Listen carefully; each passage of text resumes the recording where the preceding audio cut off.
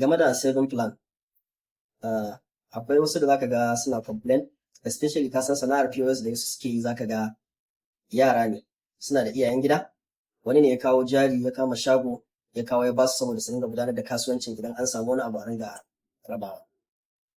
So da yawa sai kaga yaron ya zo yana complain cewa mai gidansa fa ya saita saving plan, duk transaction zai ga ana cire naira 50 ko naira 100 ko 20, kuma an tashi lissafi an ga babu kuɗi sai a ce mai babu kaza, kuma ba a lissafawa da wannan saving plan. Mafi yawancin yaran shago sukan yi min wannan complaint ɗin.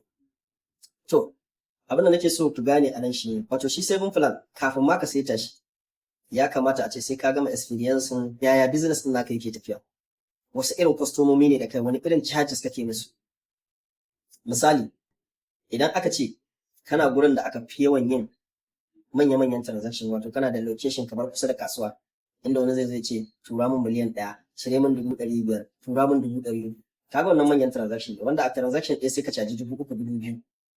To yayin na ga ko 200 ka sa a save as you transact, duk lissafin da za a yi ba za a taɓa ganin kuɗi sun fata, sai dai ma a ga sun ka.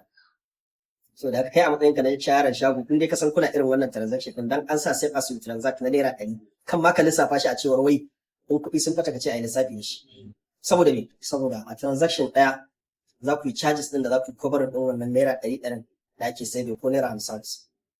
Saboda haka wannan ba abin la'akari ba ne. Kawai kai dai a matsayinka na yaron shago ka nutsu ka ringa record, ka san nawa ne suka shiga, nawa ne suka fita.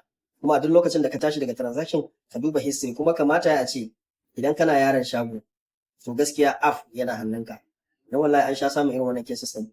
Wai mai gida ya bar yaro a shago, wai sai ya ringa transfer yana cire kuɗi fa, kuma yanzu ya ringa cewa yaron shago babu kuɗin, saboda shi yaron shago idan ya duba history ba zai ga wannan kuɗin da aka cire ba. To alhamdulillah ma yanzu da money point suka gyara, ta kan POS din ma za ka iya shiga ka ga history na kuɗin da aka cire a app. To a da babu, sai ga mutum yana ta complain, ai ya ga an cire kaza, ya ga babu kaza, ya ga babu kaza. Wani mai gidan ba shi da gaskiya, ba san wani irin shirme bane. Kai da ka kawo business dan ku karu, ba sai ga mutum ya sa abu yana cire kuɗi kuma ba tare da yaro ya sani ba. To alhamdulillah yanzu ko an cire ta, kun ka shiga ta history za ga. To abin da zaka ringa yi a matsayinka na yaron shago, duk sanda ka tashi shiga history ɗinka, duba transaction ɗinka gaba ɗaya sun cika, da na record ɗinka da na history ɗinka daidai ne. A nan ne za a gane baka yi ɓatan kuɗi ba, ko kuma ga abin da ya ɓata, kuma ga dalilin da ya sa suka ɓata. So saving plan ba zai zama abin da zai sa wai in ka rasa kuɗi ka ce saboda ana saving money.